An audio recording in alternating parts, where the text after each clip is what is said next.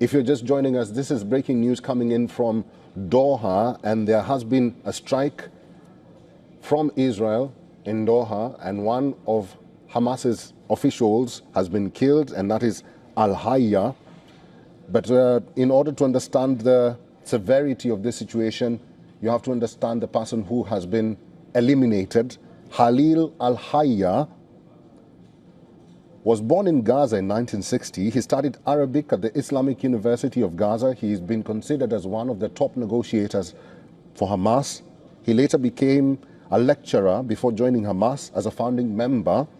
He rose to Hamas's political bureau. He was elected to the Palestinian Legislative Council in 2006 and later became Yahya Sinwar's deputy in Gaza.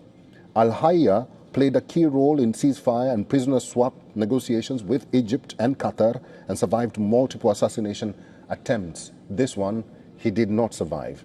Susan Teherani is our correspondent. She is in New York. Susan, we've not had any comment from the United States regarding this latest strike, but do you have any further information from the United States considering the severity of this strike?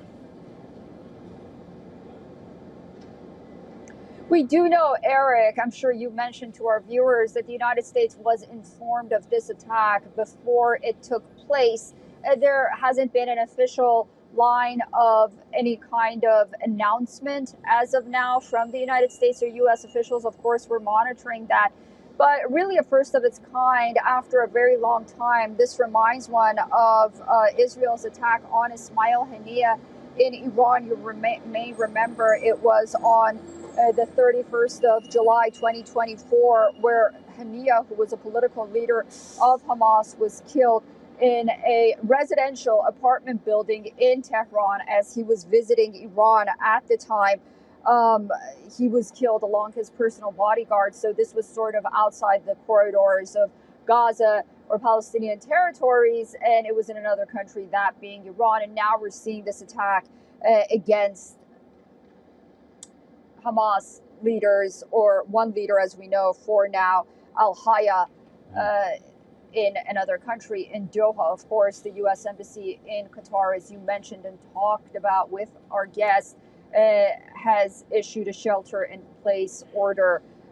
We did, just speaking of Iran, we did hear from a spokesperson from the Iranian Foreign Ministry. He has slammed the Israeli attacks targeting Hamas officials in Doha as being a dangerous violation of international law. This is according to Iranian media. I can tell you what Ismail Bagheri, who is the Iranian Foreign Ministry spokesman, told State TV. He said that, quote, "This is extremely dangerous and criminal action is a gross violation of all international rules and regulations, a violation of Qatar's national sovereignty and territorial integrity." Of course, Qatar has also come out and blatantly condemned this attack, calling it cowardly. As far as we know, this assassination attempt happened, the attack happened and was carried out while the negotiating team was talking about a proposal put forth by the United States to resolve the Gaza conflict.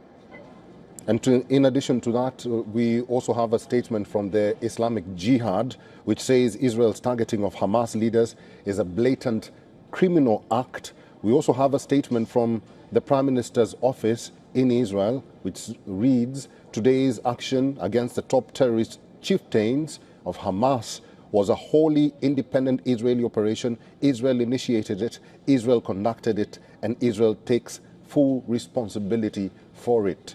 Susan, probably if we're talking about the ifs and don'ts or what will happen next, do you think there will be repercussions against Israel, considering the severity, again, of this attack in Doha?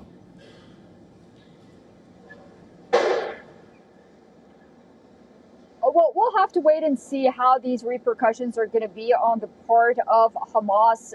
Many analysts and experts believe that there is going to be either widespread condemnation from different leaders or praise from Israeli allies. For example, Israeli opposition leader Yair Lapid right now just put out that it was an exceptional operation. He is the current head of the Israeli opposition, of course. Congratulations, the Air Force, IDF, Shin Bet, and all security forces on an exceptional operation to thwart our enemies. This is a statement that Yair Lapid put out. Of course, we're waiting from the United States. We are definitely going to get many condemnations from the Arab world, those who were hoping to find some kind of negotiated settlement and peaceful resolution to what's happening in Gaza and the war in Gaza between Hamas and Israel.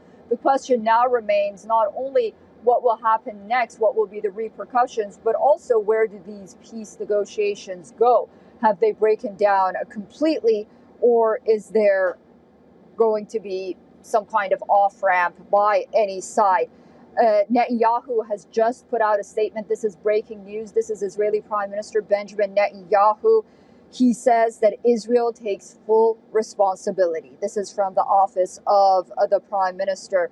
Today's action against the top terrorist chieftains of Hamas was a wholly independent Israel operation, Netanyahu's office said in a social media post. Israel initiated it, Israel conducted it, and Israel takes full responsibility. Neither the Israeli military nor Netanyahu have yet to refer to the explicit location of the attack being the Qatari capital in any of those statements so far, but they are claiming full responsibility as it being also independent. This may be a nod sort of to your question about whether or not we'll see, any repercussions on the one hand, and also where the United States stands in all of this as being Israel's chief ally. We're getting reports from Reuters regarding that explosion, saying that at least 10 explosions were heard in Doha. We don't know if there has been any civilian casualties. As of now, none have been reported.